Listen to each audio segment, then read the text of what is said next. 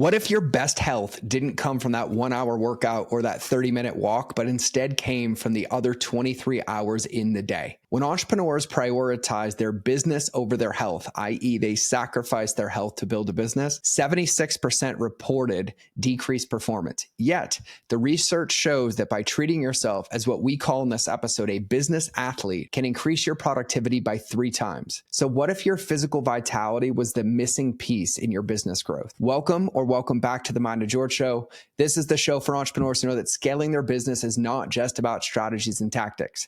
It's about breaking free from the outdated business models, the copy and paste marketing tactics, and the mindset limitations that keep us back. All so that you can make an impact, make income, and feel great about it in the process, and have marketing that truly connects with who you are and brings in your ideal customer. And today, my dear friend, my guru when it comes to health and wellness, Chris DiVecchio, joins us, and he reveals why every entrepreneur needs to see themselves as a business athlete and how simple daily habits can transform both your health and your business success. And in this episode, we get deep into the weeds with applicable things that you can do today. Why business performance starts with biological optimization, his 5x2 method for daily energy management, how to turn excuses into opportunities, the connection between self-love and business success, and simple habits that you can do today that will create a massive return on your investment. And the truth is most entrepreneurs sacrifice their health for wealth and they get neither. And your body is your most valuable business asset. So instead of flexing about our bank accounts in 2025,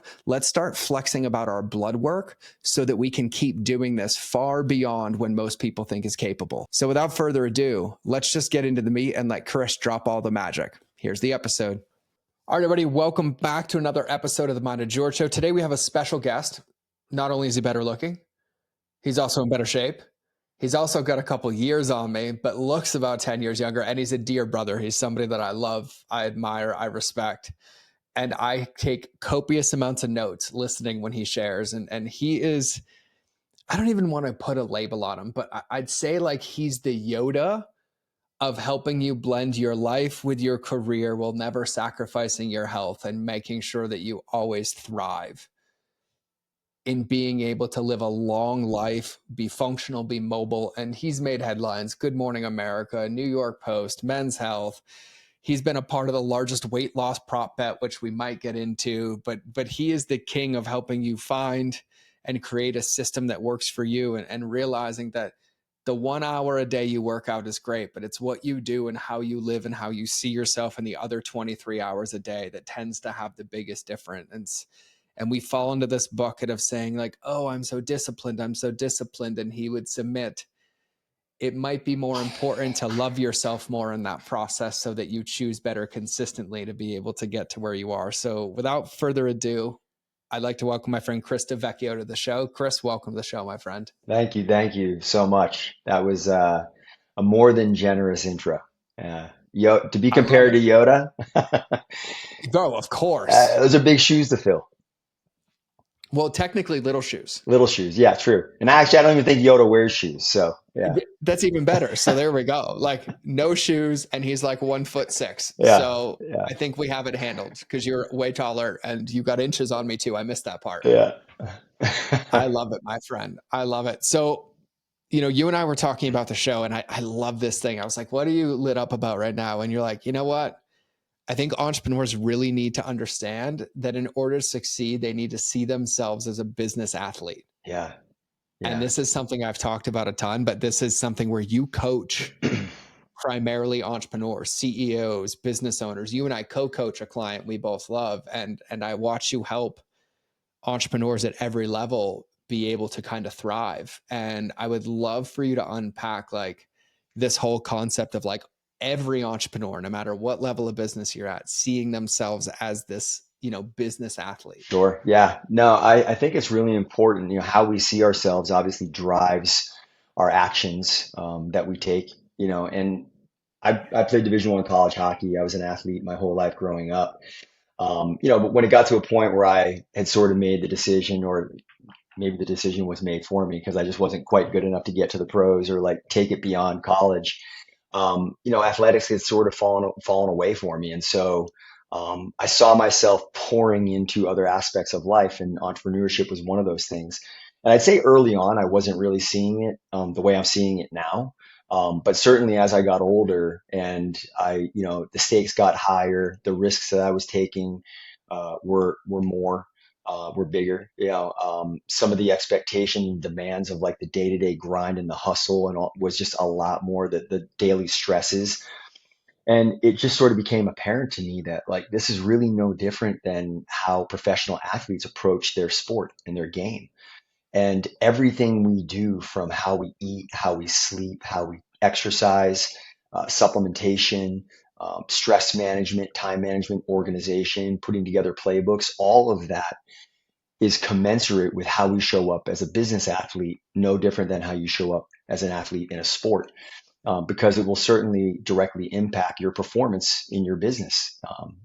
Just like discipline beating motivation, like such a key phrase and component where in order for you to be able to have that high level of discipline, you've got to have really strong cognitive function and self-awareness, which usually stems from having lots of rest and good quality sleep and giving your body the fuel it needs to have the cognition to make good decisions on the fly. It's just really, really critical. And so I think that when you sort of bring that to light for a lot of entrepreneurs, like how are you showing up and making sure that the things that you engage in on a day-to-day basis as it relates to your health and wellness, is it helping you unlock your peak performance as a business athlete currently? And if it's not, then we have an opportunity to sort of go in and do some audits, assess and address areas where we can make improvements. And it brings a level of like hype also to, I think, the entrepreneur, because they kind of get fired up to see themselves in that manner where they may not have had that level of self-confidence or self-love to kind of view themselves as what they're doing as being really important, which was part of maybe what was not driving them to engage in these daily habits, much like an athlete would. So, Yeah, I think the part that I really want to pull on, because you were speaking about this, and I think this resonates as something that even I, at this point, doing the same thing you do with a different lens, never thought about just the unlocked cognitive function that comes and really the ability to be able to use it. Like to your point, like the decisions we make as entrepreneurs, these are decisions of like creative ideas, conversations in teams, communication, like where should yeah, we run, how are we planning, all these things. And yeah, I think back to like when I was 100 pounds heavier, or not sleeping because I'll hustle until I die, or I'll sleep when I'm dead, right? And yeah, then everything felt hard, everything felt stressful. hmm And one of the things that you talk about is like our skills as an entrepreneur. What I'm hearing you say, and I'd love your thoughts on this, is that our skills as an entrepreneur of like even focusing on our physical health teach us skills like time management, but also stress management, to where we unlock the ability to have better cognitive function and better thinking and better processes to be able to navigate the world of entrepreneurship. yeah. Uh, Fitness is certainly an component.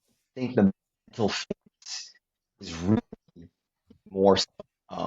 I say that because I repeat over and over again with clients that most people don't have a problem getting to the gym and getting their workouts in. Where the battle and the struggle really occurs is up here. And Mm, so, making sure you have, good quality sleep, which is a place where we sort of rest and restore and recharge, making sure that you're giving your body, the fuel and energy it needs to make good, strong decisions mentally and emotionally, pivoting on the fly, coming from food and energy is really, really critical, because the decisions you make on a moment to moment basis could make or break you, personally and in your career. So I think that the more that you can give yourself that resilience on the mental fitness side, it allows you to just kind of lead yourself down a better path, or a more likely path of success, because you have a lot more confidence going into these decision making processes that are oftentimes happening on the fly, right? I mean, obviously we have opportunities to plan and premeditate and really put a lot of thought into strategies and whatnot. But most entrepreneurs are generally facing critical decisions that are coming unbeknownst. to them. And oftentimes in a moment where they've got 50 other things that they're dealing with. And so, if you don't have the ability to stay composed and sort of handle things that are coming at you and be able to make quick, fast decisions, it could be a potential, risk of crumbling and, something getting through the cracks and missing opportunities. I kind of liken it to Tom Brady, one of the greatest Mhm. quarterbacks of all time, not just because I'm from Boston, Yeah, well, but we're both from Boston, so I use him as the example all the time, and I'm exactly. not even a sports fan, but it's just a Yeah. fact. But one of the things that I love about Brady and that everybody can say, I mean, look, the guy can't run, to save his life, but you've never seen a quarterback be more comfortable and composed sitting in the pocket when he's being surrounded by, you know, 300-pound linemen coming at him. And because he can stay composed in that pocket, if he's seeing any adjustments in the defense that are happening in milliseconds, he just has that composure to be able to sit there and make quick decisions and call different audibles, even in his head, to look for other guys downfield on a completely off play and still convert, right? Hmm. And so I think it's a good sort of analogy for people to visualize that. Hey, listen, this is what I had planned for the day. This is what the day was going to look like. But as things are starting to pop up, things are changing. We had a client, fall through the cracks. We have a disaster with another opportunity. If you're somebody who's been doing a real good job taking great care of your health, like we're talking about sleep, nutrition, exercise, all these things, you have a greater likelihood of being able to think more clearly and be able to stay relaxed and composed and manage the chaos so that the crisis is converted into an opportunity, and everything else that you were dealing with that day was still able to be executed on, and nothing really fell or dropped. And I think that's generally where you see the separation or the differentiation between entrepreneurs who really excel and others who might sometimes get overwhelmed in by by the stress factors of starting a business or managing a business, and it just can sometimes be a little too much and it takes people down. So strengthening that foundation and making sure that you have these daily habits and these rituals that really build the resilience which are commensurate with a business athlete, I think really give you a great opportunity to succeed. Okay, I gotta. So let's hit habits and rituals in a minute. But here's the craziest part. I'm sitting here listening to you, and for everybody listening, I just realized you have one of the most interesting and unique perspectives as a trainer because you also primarily coach all entrepreneurs. Yeah. And you, without being a coach of entrepreneurs, focus so heavily on mindset and you get to see behind the scenes of all these giant Yeah. companies. Yeah. And I know your clients and some of the ones that we mutually share and like what they're up to. And even though your perspective is like health, wellness, lifestyle, you're fully in all the business stuff with that Yeah. as well. 100%. Well, as an entrepreneur myself as well, I mean, we've all heard this phrase as entrepreneurs: a rising tide raises all ships, right? Mm-hmm. So oftentimes a very common theme I see with clients as a great path to success is once I level up an individual's health and wellness and self-care, you just start to see this massive level up in every other aspect of their life, with business, with relationship, with other personal goals that they're trying to seek. It's just the core fundamentals and foundations of what you can create in a gym environment, like with fitness and nutrition. Those are the same core fundamentals or same skill sets that you need to apply in business and relationship and other aspects of life. And so what I sort of, it's funny, I kind of use the analogy of you remember the original Karate Kid, Yep. Oh, where the best one. Daniel wanted to learn karate. So he went to Miyagi and he was, telling him to paint the fence and sand the floors and wax the cars. And it got to a breaking point where you could see Daniel was boiling, and finally he was like, "Man, I'm sick of this shit. Like, you got me being your slave." He's like, "I want to learn karate. I'm out of here." And Miyagi's like, "Really? Show me paint the fence." He's like, "Yeah, show me wax the car." So, Mm-hmm. you know, for my clients, they think that they're learning fitness, and they think that they're learning nutrition, and they think that, they're learning about sleep management and stress, but really what they're learning is self-love and Mm-hmm. self-care. And when you see somebody reflecting self-love and self-care, they start to care more about their business. They start to care more about their relationship. They start to care more about other goals and pursuits that they've dreamt about, because they've been practicing and strengthening and nurturing this muscle of self-love and self-care by showing up to the gym every single day and following a plan and being accountable and making good decisions with nutrition and thinking about food as medicine to heal and fuel their body versus just absent-mindedly putting poison into their body. It's just, so it's sort of a little bit of a mind game on the back end, but I just love, personally, I really enjoy, and this might sound kind of weird, but I enjoy meeting people at a point of crisis, because Mm-hmm. one of my passions is being able to help provide value as much as I possibly can, and show people a path and then watch it unfold and be part of that process and that journey of success.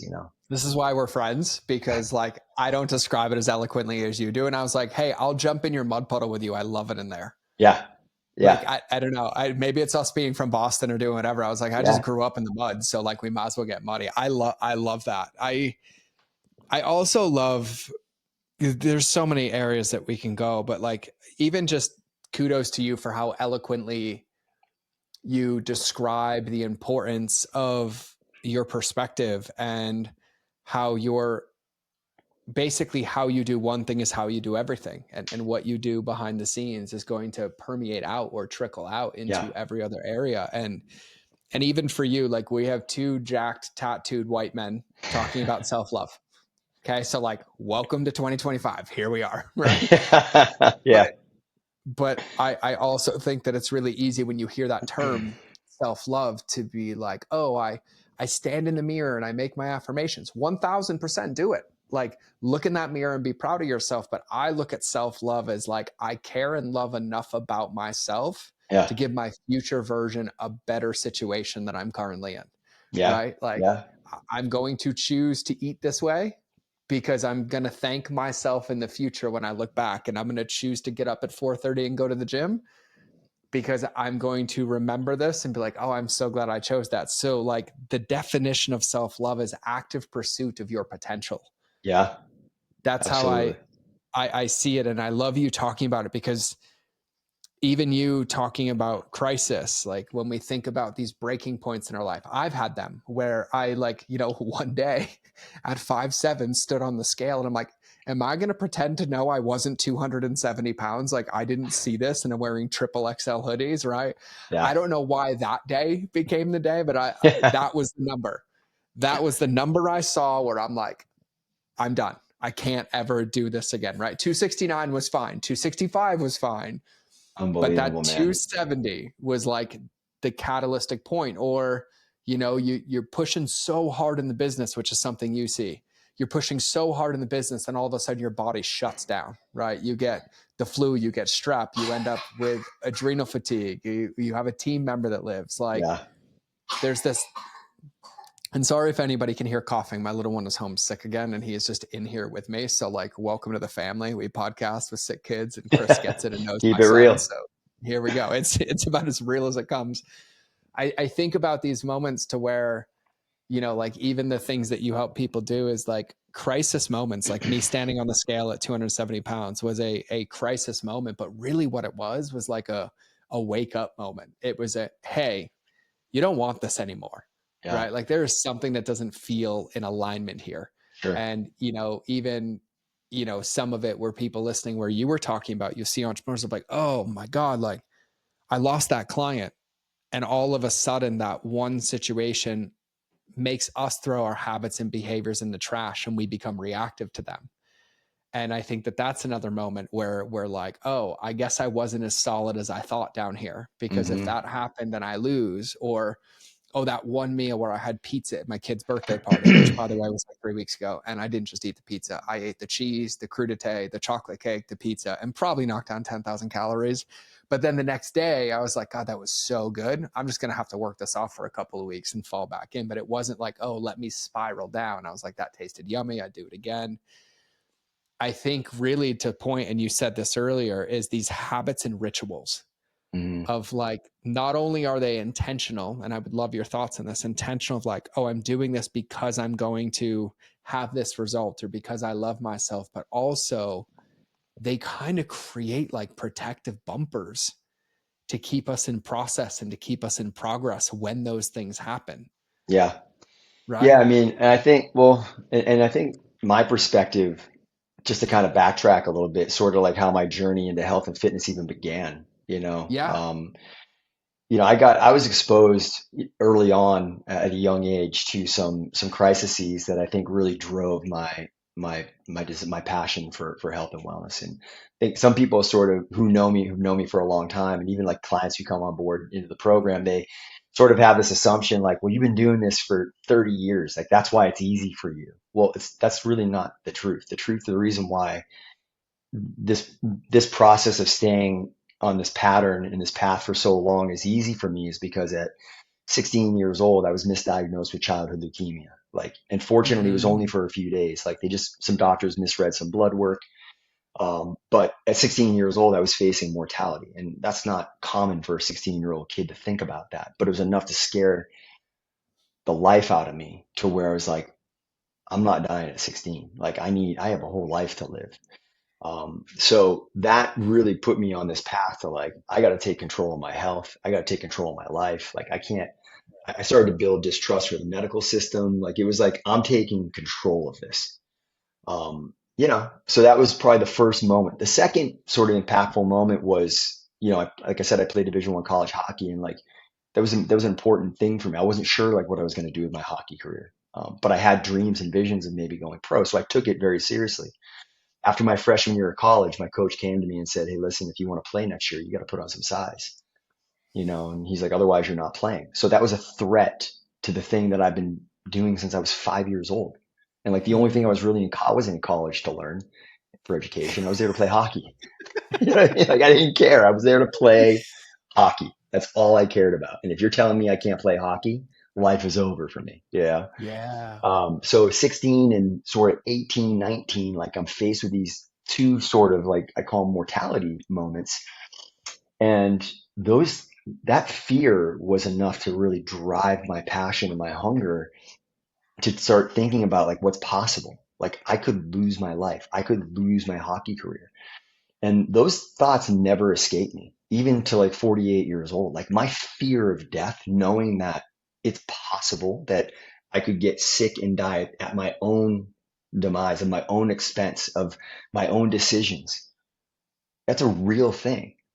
And I'm not willing to sit and wait for that 10 seconds of silence in the doctor's office when he's trying to break the news to me and tell me something that I'm now facing that probably could have been prevented had I had made better choices 10, 15, 20 years ago. So, I think it's just easy when we get caught up in the day to day, of all the other things we're dealing with work and personal life and relationships and stuff that's going on in the world and the economy and politically and whatever, to forget about the fact that like there could be stuff going on with our bodies because we might not be taking as good a care of ourselves as we should be.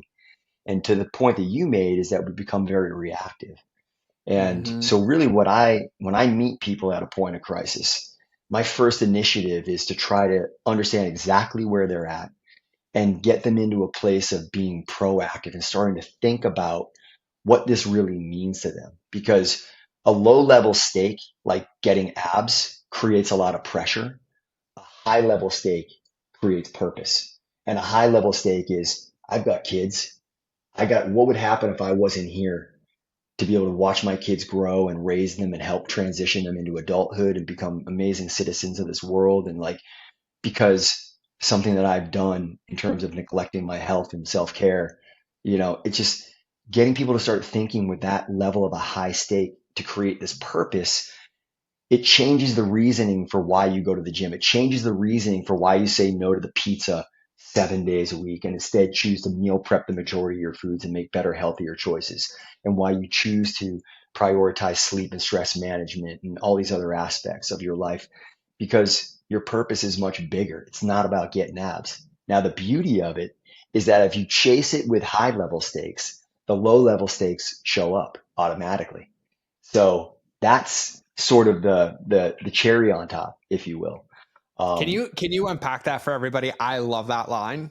If you chase it at the high level stakes, the low level stakes show up. Can you unpack that? Yeah, I think if you're chasing the goals with your high level stakes of purpose. I need to get, I need to start healing my body. Like for example, I have people do blood work usually in the beginning of their program. The reason being is I want to get a baseline. Most people don't even know what their blood work is, right? Like most people, the new flex in 2025, 2024 is, show me your blood work, show me your testosterone levels, show me your cholesterol and lipid panel, not show me your bank account. Okay. Yeah. That's not the flex. So I think when people start to chase the high level stakes, so they saw their cholesterol was high, and then the first 90 days, their goal is to get their triglycerides down and lower their LDL and increase their HDL and increase their testosterone and, improve their liver enzymes. When they're chasing those high level stakes, it's natural that you start to see a reduction in the waistline. You see a reduction in inflammation. You start to see this improvement in digestion and you start to build this strength in this body, all these things that people dream about and envision that they want shows up as a result of them doing the work because of the high level stake, because of the purpose of why they're doing it. But oftentimes when I see people chasing the intention of going after trying to get a six pack, not even understanding how hard that actually is and what's involved to get there. It's not attached to a purpose. It's just attached to this result. It creates a lot of pressure to where most people can't handle it because all they're doing is stacking tons of pressure on top of all this other pressure they got going on in their lives. And it's generally a really fast formula for failure. Mm-hmm. Mm-hmm. So God, by the way, I got teary eyed when you were talking about the false diagnosis of leukemia. Like, how does that even Yeah, happen? they were reading blood. They read my blood work, and my white blood cell count was off like significantly, and they couldn't figure out what was going on. And they just jumped to the conclusion like we think he's got childhood leukemia. So let's hang tight. Like, don't go anywhere. We gotta run some more tests, and sure enough, they just went to a deeper analysis, got a second and third opinion. They were looking at other parameters in the blood work, and then it was, hey, sorry, we made a mistake. You know, I mean, this is like the late 80s, 80s, I was going to say, right? Like late Yeah. 80s, early So 90s. it wasn't like 5 years ago, but, um, but yeah, I mean, listen, that still sits with me. And I'll tell you, like, I think I'm pretty good at handling a lot of things in life in general. Like I've Mm-hmm. had, not like I'm some special case. I mean, I know there's people who have had far bigger challenges and bigger tragedies in their life than I have. But I faced a handful of relatively like very difficult things in my life in my 48 years. And you generally have done enough self-development work and coaching to get myself to a place where I have a lot of conflict resolution skills, can get through things pretty well. The one thing I struggle with in my life still to this day is death. It's just the one thing that I still wrestle with is getting comfortable with death. And for better or for worse, it's the one thing that I know for sure without a doubt that drives my passion every single day in my decision making of what I do. And not to say that just because I try to make really great healthy choices as often as possible is going to be the one thing that's going to save me from ever experiencing a crisis, because we have seen plenty of stories of people who are incredibly healthy and have fallen at the hands of some sort of medical crisis. It's just unfortunate. It's horrible. Whether someone's sick or healthy, it doesn't matter. But the way I sort of frame it in my mind is that I know there's also a ton of things that I could be doing that would have a massive detriment and increased risk to my health and illness. And if there are things that I can do that can give me a greater chance of survival for increased longevity and increased lifespan and health span, then I will do whatever it takes because I love this life. I love my Mm-hmm. life. I love the people around me. I want to be around for as long as I possibly can to enjoy things at the highest level as much as I possibly can. And that's just what inspires me at this stage of my life, and something that I try to encourage people to do, not try to impose or like try to push on people because everybody's got different perspectives in their life. And but I try to meet them where they're at and find ways to just, you know, create some vision and some perspective in areas that I think will have value for them.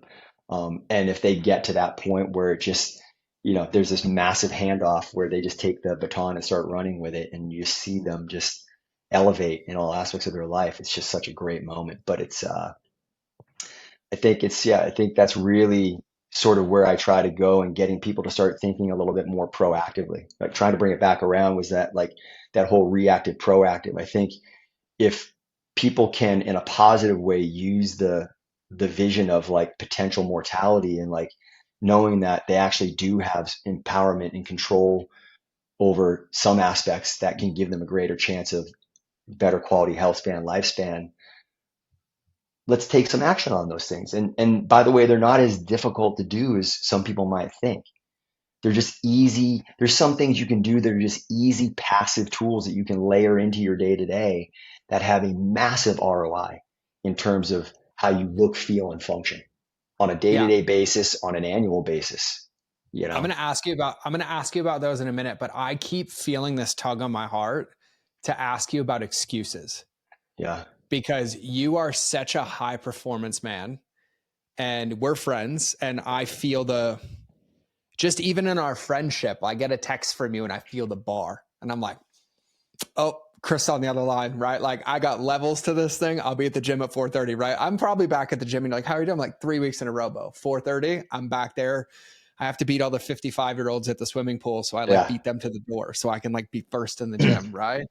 But you help people like entrepreneurs at a very, very high level. And the reason I'm mentioning this is because none of us are advocated from having excuses. Like there Yeah. isn't this magic pill where it's like it goes away or, for you and I can probably speak for both of us, like where the alarm goes off and I don't have a million and one reasons to hit snooze, but I find the one to get up. Yeah. Right. Yeah. And I found a little hack this morning. You want to laugh? I haven't been using mouth tape. And so I started using mouth tape again, but I used my KT tape. Uh-huh. So when I woke up this morning at 4:30, all I wanted, I was so thirsty, was water. The KT tape pulled out so many hairs in my beard and mustache. I was awake, like ready to run a marathon in about That's 2 seconds. amazing. That's And the amazing. slower I tried to do it, the more it That'd be hurt. a great testimonial for KT tape. Bro, I'm telling you, I was like, I didn't even think about it when I put it on because, like, the other ones, the other brands, like, they're made for hair. Yeah. No, that KT tape just stuck. So this morning, I was like slowly pulling hair out. I was wide awake, wide That's awake. hilarious. But the reason I asked that is like you at an undertone or an accountability coach as well, right? Like helping people achieve these Hmm. lifestyles and achieve these results and have the right mindset and the stress management skills and the coping skills and the perspective. Hmm. How do you see excuses and like, I think for everybody listening, like how does somebody start to build a relationship with their excuses to start eradicating them? Like I'd love to know your thesis on excuses. Yeah. I mean, there's a lot of layers to that. I think, We got time. yeah, yeah. I think, from my perspective on it, certainly with clients that I work with, one of the things I try to encourage and teach them is how to make good like assessments of their thoughts and like what's going on for them. So like, some days you wake up and you're just not feeling it. Whether you were up late working on a project and you didn't get good sleep and you generally wake up at 4:30, 5 o'clock to get to the gym, but you're just not feeling it. And by the way, sleep might be a better decision to stay in bed versus like getting up and going to the gym. But if you're in your head thinking, nah, man, I can't do it. Like I can't, but I'm making an excuse, and you hit snooze and you go back to sleep. In your mind, you've got this negative feedback loop of I'm making excuses. And so it just creates this negative feedback loop of like spiraling downhill, which then sort of gets you on this trend of feeling like you're failing and you can't do it, as opposed to saying, hey, you know what? Like, man, I was up late working. Chris taught me that sleep is a priority. If I've gotten less than 6 hours of sleep, like, and I'm feeling really fatigued, it's probably a better choice to skip the workout today, stay in bed, get the sleep, and then make today my rest day and move the workout to Wednesday, which is originally going to be my rest day, which will be no problem. And that is learning how to make a good assessment of what's going through your head and then learning how to pivot on the fly. And you can do that if you've done a lot of great mental fitness and you're doing all the things that help you cognitive sort of sift through and navigate that thought process. Um, of course, there are times that people do make excuses and they let it get in the way. And I think really developing somebody's mindset to think of always trying to find a way in versus trying to find a way out is really where I try to get the clients that I work with into that headspace. Meaning, all my clients travel for work. I mean, it is not a unique aspect. Everybody is, traveling a ton for work. Prior to coming into the program, they go somewhere for 3 or 4 days for a trip. They're staying in some rinky-dink hotel. Doesn't have a great gym. It's got some stuff, but it doesn't have a great gym. Immediately, their thought process would be, shitty gym. I'm not working out. Like, there's nothing here I can do. They're looking for a way out. If they're in the program and we've coached through it, I'm coaching their mindset to say, when you get to that gym, send me a video. I'm going to design workouts for you using that equipment, showing you how to do it using this equipment. It might be different than what you're doing at home. And by the way, this may not be a breakthrough workout for you, but what it is keeping you plugged into the process, into your habits, into your routines. We're still moving the needle. But instead of looking for a way out, we're looking for a way in. So I love when clients travel and there is no gym at all, but they're texting me, hey, but there's a hill over here and there's there's an ocean. I got the beach right here. And I guess I found, like, I went through this closet. I found one dumbbell. Like, is there anything? That's somebody who's looking for a way in, not looking for a way out. And so it's such a powerful sort of mantra to bake into people's mindsets because, again, you start finding ways in your fitness program and using fitness as a place to practice looking for ways in. You do the same thing in your relationship when you're in an argument with your spouse.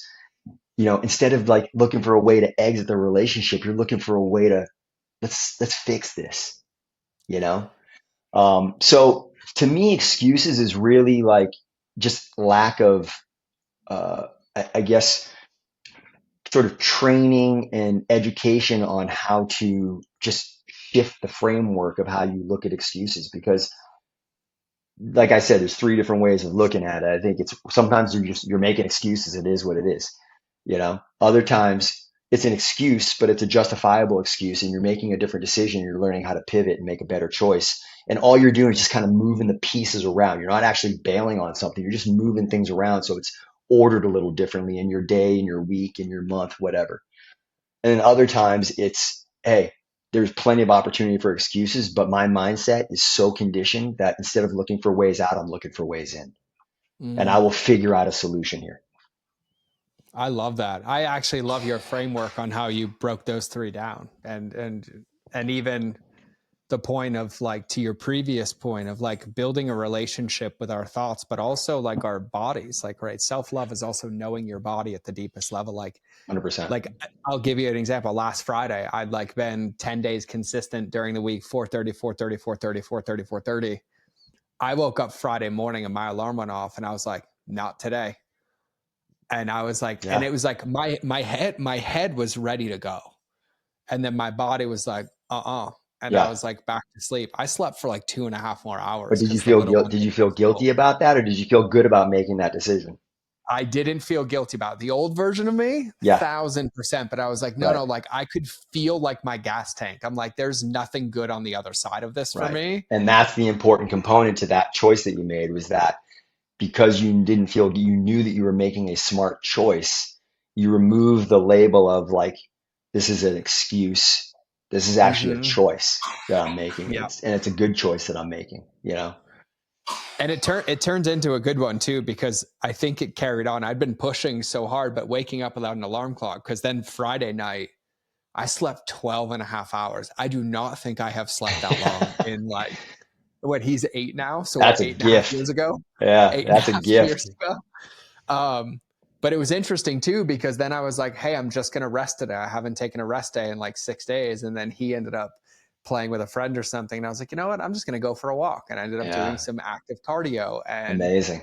some zone two. And I felt great. So I want to unpack something you said earlier, because I feel like there's some meat in here. You were talking about how there's all these little opportunities and areas where like fitness and lifestyle and our life, where we can basically achieve our goals by stacking some of these things. And I kind of want like a Chris, give me like every painting you have of like what all these ideas are of like, how do people start doing this? Because to your point, it's not the 1 hour a day you work out. There's opportunity in the other 23 hours of your day, I Yeah, think is like the most powerful way to view it. So I'd love to yeah, hear your ideas and perspective on that. yeah, sure. I mean, I'll give you sort of like the high level like perspective on it, and then maybe just a couple examples of a few things I think that are like really strong passive tools that drive massive ROI in terms of like self-care. But um, I've learned over the years the power of the word no.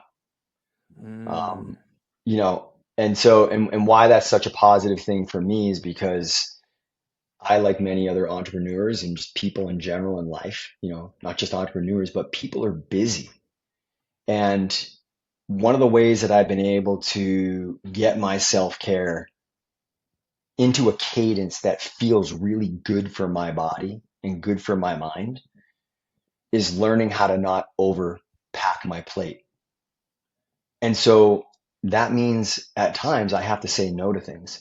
And I have to say no to things that I know honestly would have a positive feedback loop and bring me joy. But at the other side, on the back end of that, it's going to add a lot of chaos and stress to my life.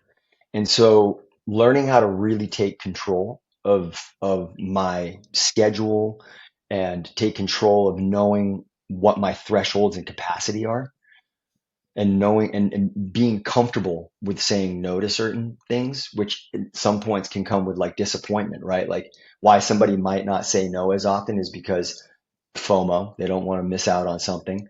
Two, they don't want to disappoint people, right?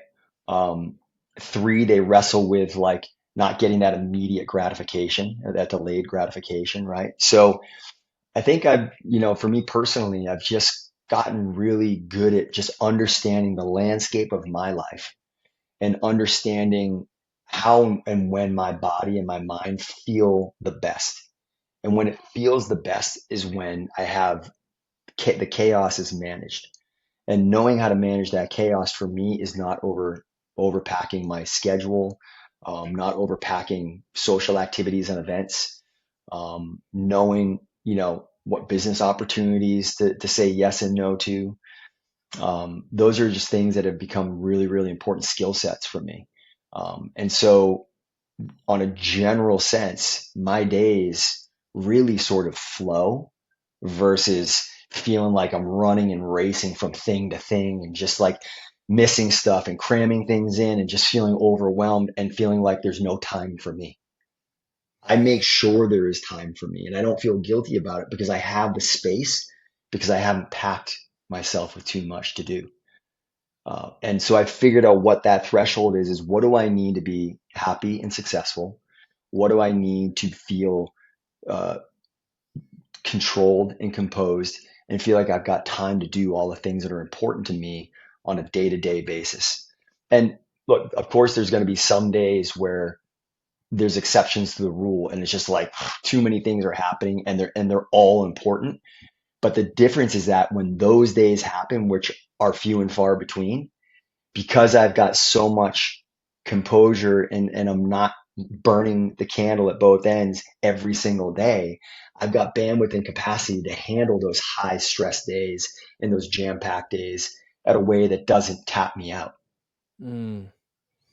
Right. And so aside from that, some of the activities that I do that I think are sort of passive tools, and I wrote a book about this called the 5x2 method. It was talking about tapping into your five senses at what I consider to be the two most important parts of your day. First thing in the morning when you Mm, wake up, and last thing you do before you go to sleep.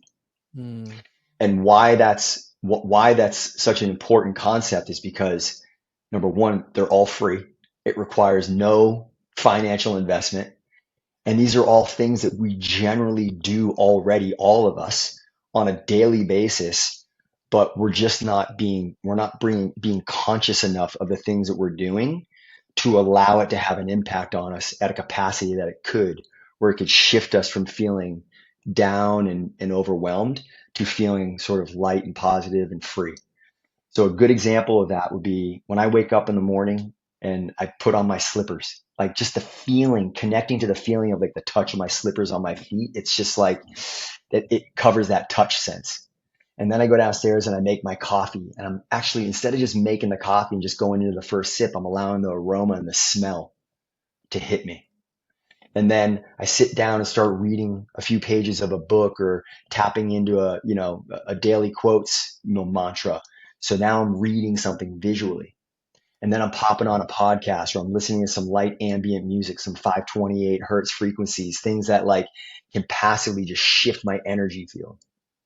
And then when I am drinking my coffee, I'm actually tasting every sip. And I'm allowing myself to just tap into these things that if I just take a moment in each thing I'm doing passively, like it can mm. actually shift us. Like think about how many people run to Starbucks during the day in between work because you know, they look at it as like escapism, getting away from work. But if they were like really thinking about it, what do they love about that process? They love going in that Starbucks, the smell, like it hits you right away, like, so I think just bringing your consciousness to some of these things that you already do, that people are already doing. Like if you sat down and made a list of like, knock out your five, write a list of like taste, touch, see, smell, hear. And what are the five things, what are a few things that you love in each one of these categories? I think it would be really, really interesting. People would look at the list of the things that they wrote down and be able to, every single day be very conscious at the beginning of your day, tap into one thing from each one of these senses. And at the end of your day, tap into one thing of every one of these senses. So at nighttime, could be an Epsom salt bath. It could be turning the lights down low. So it's a nice dim, ambient lighting that kind of sets a tone. It could be sipping on a chamomile tea. It could be listening to green noise, which helps kind of set that energy tone field for your body to help drift off to sleep. So these passive tools that have no financial investment are just very easy to tap into that can shift your state if you're conscious and aware of it, are can have a massive impact.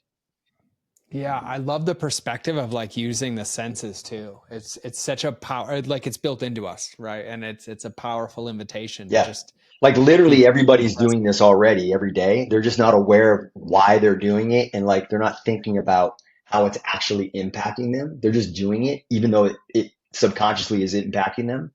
But if you bring it to your consciousness, it becomes an intentional action of what you're doing, which again feels like self care and self love. Like I'm doing this because I'm taking control of it because it makes me feel good. So it just shifts the way it hits you and impacts you more so mentally about the intention behind why you're doing these things versus just doing them without even thinking about it. Yeah. I think that's the biggest thing that I see is, and you nailed this in what you were talking about. I see this. It's almost like doing them to do them rather than doing them to be them, right? To Right. have the experience inside of them, like checking the box, right? Yeah. Like missing the whole point. And I even love that, like underneath all of this, I hear like, this is what self-care looks like. It's like intentionally choosing Yeah. yourself. Like somebody could say, man, you always go to Starbucks. You're wasting your time. What are you doing? You're like, oh, no, no, no, no, no. That's actually self-care. Because when I go into Starbucks, that ambient music when I walk in and like the smell of the coffee beans and the taste of the flavor, like that lights me up. And I intentionally do that for 20 minutes a day because that helps break up my day that's usually high stress. I usually intersect it with some self care, which is allowing me to hit all those five senses that create positive feedback loops for me. And then I go back into my day and kind of handle my things. And so it's a conscious choice. You can shift an activity from feeling kind of mundane to like very purposeful and intentional. Yeah. Yeah, I love that. Yeah, because I mean, I'll own this all day. Like, I don't even drink caffeine anymore. Like maybe once a week if I just forget to order decaf. But even though I've made coffee at home and owned a coffee company, there's something about going to the coffee shop, drive through cart, right? We don't even have an inside. We pull up to the window. I have a Yeah. conversation with the girls every morning. How's your morning? What are you grateful for? Yeah. Boom, get the coffee, That's what I'm talking about. drop him off at school, and then But you I know what drive else home you at do though? You 7. know what else you do though? That's 5x2. You love doing outdoor yard work. I You, do. I just saw you. I just saw an Love it. Instagram post, dude. I just saw an IG story. You're like, there's something about doing work in Montana, chopping wood, carrying, doing labor in the cold weather. You said I saw that post, Bro, like when it snows, I'm the first one with a shovel. Like, don't call the plow. Like, I'm gonna but go sweat. that's a I'm gonna five by go, two though. That's a five by yeah. two concept for you. That's the reason why is because of that. You know, it's like all you're around nature. You're feeling the cold on your skin. You can smell the wood and smell the tree. I mean, it's just like it's all that stuff, man.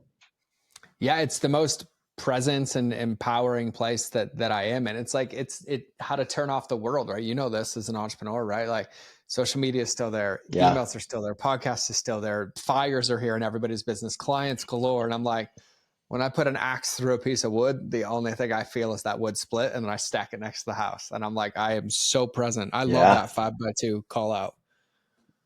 Yeah, Yeah. it's powerful. So like when you now, because like as we start to like land this and go all the way back to the beginning, right? Like every entrepreneur gets to see themselves as like a business athlete, right? And Mhm. your ability to perform as an athlete boils down to your ability to really self-care Yeah. and love yourself in these buckets. And so, for like people listening, like what would be your advice of like if somebody's listening like, dude, I've never done this 5x2, or truthfully, I haven't been to the gym in a year, or I've never taken my health seriously, right? Like, or I keep making excuses, right? All the things that we talked about today, Yeah. like where's the starting line and where do Hmm. they get into consistency to be able to thrive?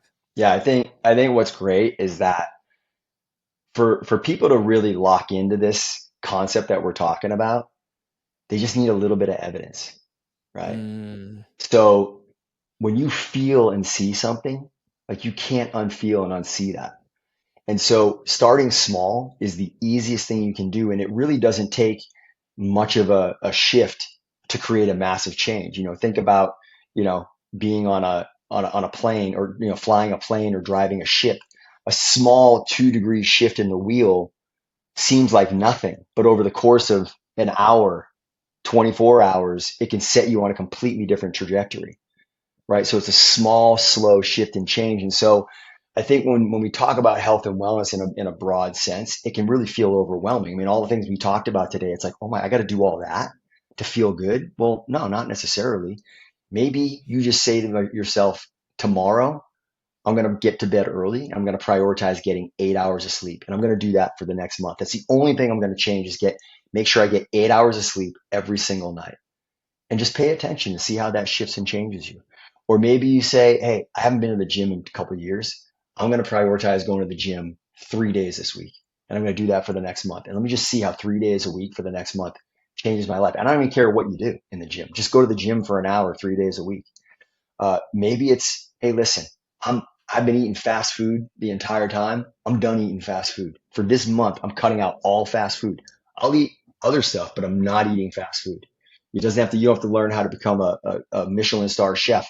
You're just making a commitment to not eating fast food. So these are like 2-degree wheel shifts and changes. I just want to share one more story because this is just super please. powerful. And it was a really like unassuming, story that came from a client that's in the program now. His first 90 days, late 40s, early 50s gentleman, family man, high end real estate agent. Um, the guy came in the program, and one of my prerequisites is that my clients have to learn how to cook. If you have not learned how to cook, you have to learn how to cook. And I teach people in my program basic stuff. I mean, it's usually recipes with 5 ingredients or less. And it's like I'm teaching you how to like meal prep very quickly and efficiently. And it's what I think, honestly, probably the number one underrated skill set that most people don't have and never learned. And if they learned the skill set of cooking, it could dramatically change their life. Okay. So he's never learned how to cook and he doesn't cook. He said for the last several years, I eat out every single meal. I said, "Were you committed to learning how to cook?" He said, "I am. I'm scared. I don't know how I'm going to do it." I was like, "Great." So kicked off on the program, and within the first 30 days, this guy called me and we were having a conversation one day. He goes, "Feel amazing, loving the changes, loving my body." He goes, you know what the biggest thing I'm loving so far about this program is that you pushed me to learn how to cook. And what's come of that is that I'm finding that I'm actually home with my family more, and I'm sitting around the table with my family more, and I'm having better conversations with my children, and I'm teaching my kids a skill set of cooking and how to take care of themselves. I have learned that I have been not learning how to cook and not being at home cooking has taken time and quality time away from my family, and I'm getting that back. So thank you. And I was Mhm. like, I did not see that coming, but like I even get goosebumps just telling that story because it was like those are just the gifts and the gold that come from, the high level steak, and then you see these other steaks come through. It's just like that you don't even see coming. And what a gift that is, because now this guy hates eating out at restaurants. Like he still will because by proxy sometimes he has to because of work and travel and whatnot, but he prefers to cook at home because he associates it with quality time with his family, not just with his health. Mhm. Awesome I love stuff, that. man. I love that perspective, man. Like even what's so crazy is before I was going back to the gym at 4:30, I would still wake up first with my little one to get him ready. But like some days, like getting an 8-year-old ready out the door, 45 minutes, right? It was there. Now, like I come back and by the time he's awake, I'm already done. His lunch Yeah, is made, breakfast is ready, yeah, and then I have time with him. But now, like I write like a full page letter in his lunch every day. I And love it. so like he gets to school and he gets to read a love letter from dad like every morning because Hopefully he's I made saving this those letters, like when he does. he's He actually saves 18 or them 20. We got a folder. I love it. all in the top of his lunchbox. There's a Ziploc spot, and there's Oh, I like love it, dude. a year's worth of letters in there. And but it's like those even little things to your point where like I forget the power of that ripple on his life, but also like just me being able to have the time to do that. It's just like shifting that priority a little bit of Yeah, like, and the only reason I go to the gym in the morning is because I was like, hey, bud, daddy's going to go back to the gym. Are you good if I do it in the afternoon? You're home alone for an hour. And he's like, I'd prefer to spend time with him. I'm like, great, 4:30 it is. Right. Choice made, yeah, handled. And now like I have this uninterrupted hour and a half every morning where I'm listening to my Bible or listening to a book or working out in silence. Then I come back and like I have more time for breakfast and I'm starting my meal off right and like writing love letters in lunch. And so like that story is so powerful for everybody I love it, listening man. of like even the 5x2 of picking one of those areas, like the two times the most important times a day, the wake up in the morning, I'm going to bed at night, right? Like Just what can bookend I do? those, just bookend your day. What happens in, because generally, like starting your day off with that five senses positive feedback loop sets you at a lower jump off point for as stress starts to accumulate, it's coming from a lower jump off point, and then you're catching it again right before bed, bringing it right back down again. So you kind of keep it on this lower peripheral versus like it's always pinging on a high frequency because you're doing nothing to buffer and combat. Like you got to play some defense against the stresses of the world that are constantly coming at you trying to take you down, you know? Yeah, and I love that point. Even Rebalance, the company I work with, we joke like we live in a chaotic world. You can't turn the world off, but you can turn your defenses up against it, Yeah. right? Like the noise is going to be there, right? Yeah. So to your point of like, the more you can set yourself up to be in your body, to be in your senses, to be present, Yeah. to be grounded, the better off you're able to kind of like Well, and thrive. that's when you know you sort of achieve like genuine contentment and like peace is like when you can be amongst the chaos and still be peaceful, right? Like not Mhm. only being peaceful when you escape it or when you climb to the top of a mountain. I mean, of course, those are like I'll take those easy, escapes as well. But the reality is that we're down amongst the chaos. That's where life really exists for us. And Yes. so we can't just rely on escapism as a way to find peace all the time. You got to build some strategies against it. And so these are just, I think, some simple ways for early adoption and engagement for people that probably feel like there's just it's overwhelming and a lot to try to take on. One of the things I really get excited about and just enjoy sharing with people are just breaking the mold of this being so difficult and showing them that it's actually not that hard. You just have to, you gotta have some education around it, which is what I teach. You got to have some awareness around it, which is something that we talk about to kind of get your mind thinking that way. And then you got to have, some desire. You got to have a desire to want to seek it and like to find your way in. You got to be looking for the ways in. And if you have that and you have you have those tools in your tool belt, it can dramatically impact the quality of your life. And life seemingly starts to become easier, not easy, but easier Mhm. than just feeling like you're getting up and going to battle every day. Mm-hmm. I love the perspective of like looking for the ways in instead of looking for the ways out. Like Yeah. that. I love that Yeah. reframe. So because you do talk about this and teach this, like where's the best place for everybody to find you or connect with you on the internet? Yeah. I think probably Instagram. And Yeah, I'm I'd kind of say. pausing at that moment because I'm a little, uh, unlike a lot of fitness coaches. I don't pump a ton of content and media. I don't use social media as a way to really drive the business. My wife and I, she works with me in the business together. And so, we really sort of rely on, doing really, really good work and reserve a lot of our energy for pouring into our clients and pouring into the program and bringing as much value as we can on a regular basis. However, we still do share some stuff on social media and Instagram. So people can find me at Chris DiVecchio on Instagram, or you can go to our website at chrisdivecchio.com and you can find some information there. Or you can just email me at chris@pmblife.com. I was gonna say, let's just be honest. Let's just put the personal email out there for everybody because like that's the best way to get a hold of you.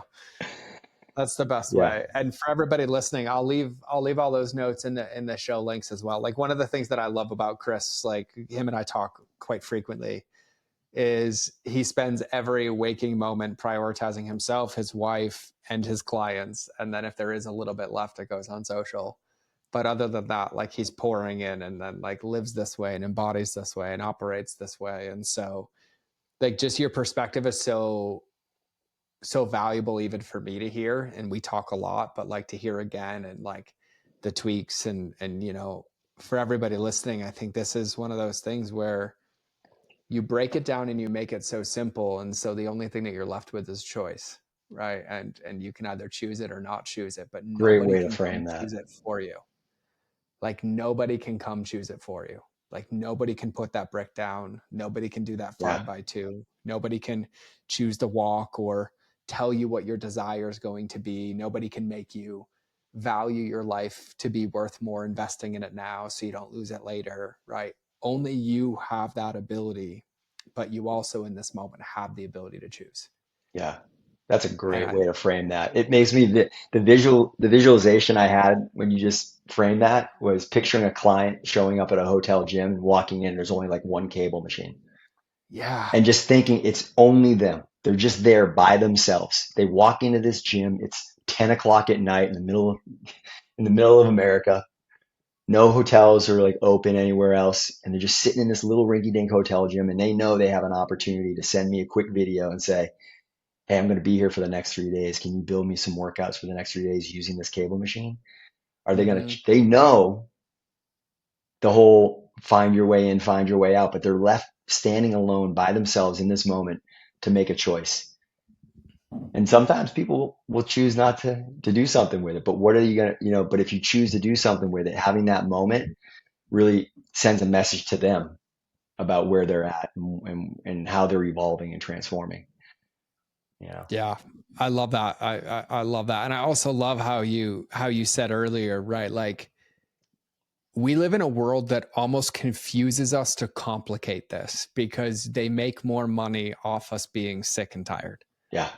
And it 100%. really boils down to simplicity. And if you keep it simple, like if you listen to today's episode and there's that one thing where like, I'm going to do that at night, or chamomile tea for my senses, or I'm going to do this in the morning, or I'm going to be intentional about my ritual, like whatever that one thing is, if you do it enough consistently, it will give you the evidence and the desire to start stacking around it. And you'll Yep. start to experience all these little wins from this big focus. Cause even Chris, when he texts me, it's like, how are you, bro? I'm like, great. I hit the gym. He's like, a little bit of something's better than nothing. And I'm like, 1000%.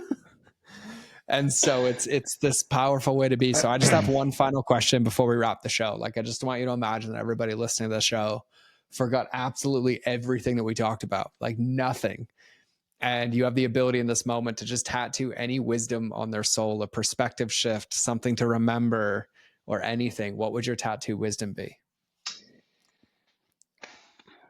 I think it comes back to my whole fear and respect for life and Mm. realizing that, we're not guaranteed another moment, let alone another day.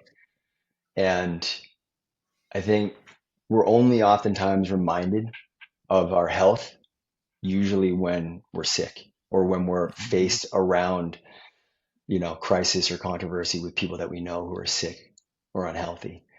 And so I would just really, my one message to people would be, hold on to that thought in a positive way, in a way that inspires you to take action every single day as often as you can. Not in a way that doesn't allow you to have some flexibility and enjoy some indulgences, because of course that's totally fine. There should be no guilt around that. But it's about making sure that the majority of the time that you're making good decisions in honor of your health, in honor of your life, because it's usually in the moments when we're facing something that we're reminded, and you see people start to straighten up.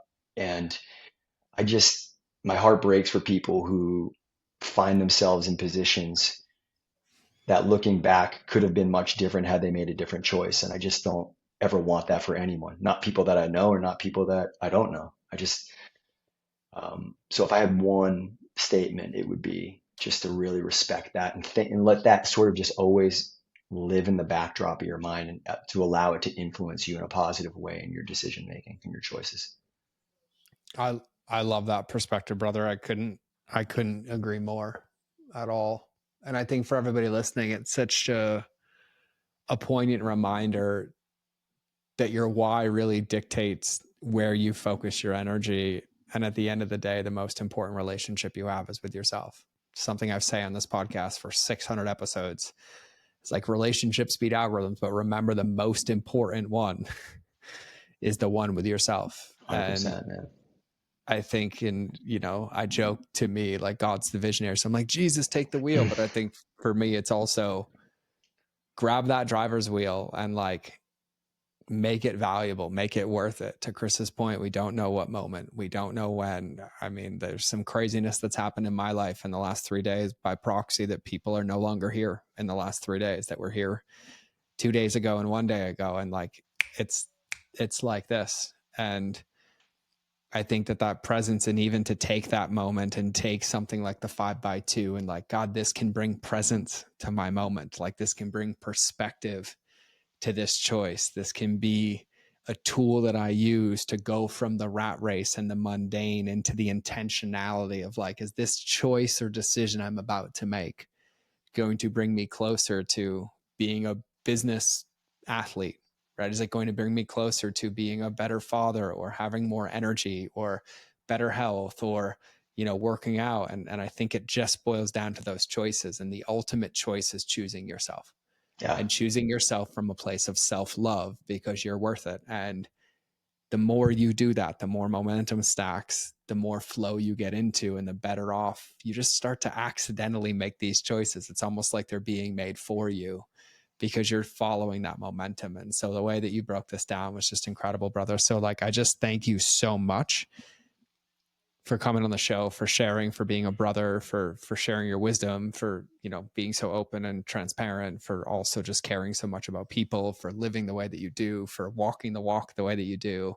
Like, I just genuinely appreciate it, bro. It's like a gift. Yeah. Thank you, man. Likewise, you're an inspiration as well. So our paths crossed for a reason. We figured that one out pretty quickly. Yeah. Thank you, Well, have we Riley. not know each other?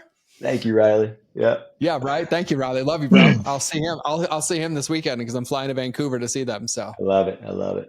got to go speak at the event and help them MC it. So, for everybody listening, just do me a favor, like check out Chris. Like Chris is in our ecosystem. He'll be around and in my life. But if you have any questions, like if you genuinely need any support, like shoot him an email. He gave you their personal email address on this podcast, and he is the man that I know that will respond because it blows my mind how fast he texts me. Holy moly, you are dialed, bro. Dialed. Speed. But make sure you check it out. And so, I appreciate you all listening. I'm going to just use this as a reminder to be a permission slip to take action on based on something you heard today. So you will either see us in the next episode or you will hear me in your earballs. But either way, we're out.